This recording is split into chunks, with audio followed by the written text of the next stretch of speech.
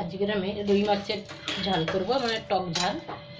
আমি কড়াইতে তেল দিয়েছি, এখানে রুই মাছটা নুন হলুদ মাখিয়ে নিয়েছি। তেলটাও খুব গরম হয়ে গেছে, এখানে মাছগুলো সব ভেজে নেব। এখানে আমার মাছটা ভাজা হয়ে গেছে, সব উঠিয়ে নিচ্ছি।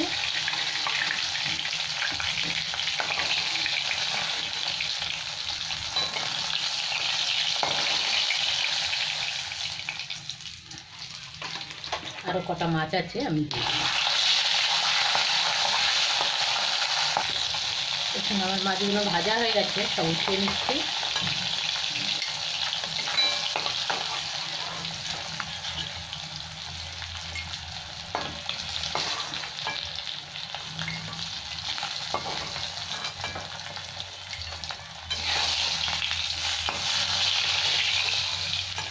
এই তেলের মধ্যে একটু পাঁচফোড়ন দিয়ে, এখানে একটা পেঁয়াজ কেটে রেখেছি, এটা বাদ দিয়ে হচ্ছে। সাথে আমি 3টে কারি পাতা দিচ্ছি। পেঁয়াজ আর কারি পাতা একসাথে আমি ভেজে নিচ্ছি।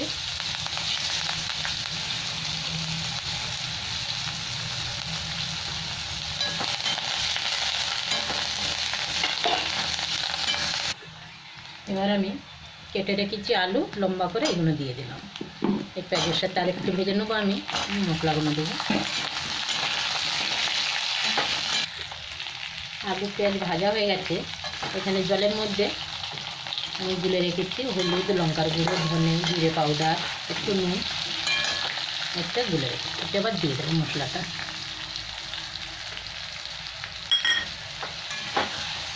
এই আলুটা সেদ্ধ হয়ে গেলে তারপরে আমি আম দিয়ে দেবো।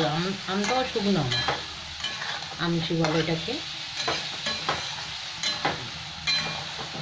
এই মশলাটার সাথেই ভালো করে কষে নেবো।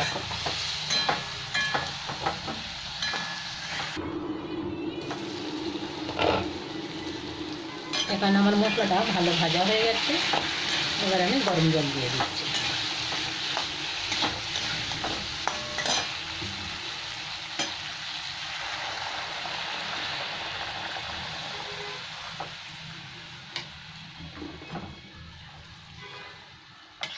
এবার একটু ঢাকা দেবো, আলুটা সেদ্ধ হয়ে গেলে মাছ আর এই শুকনো আমগুলো দিয়ে দেবো।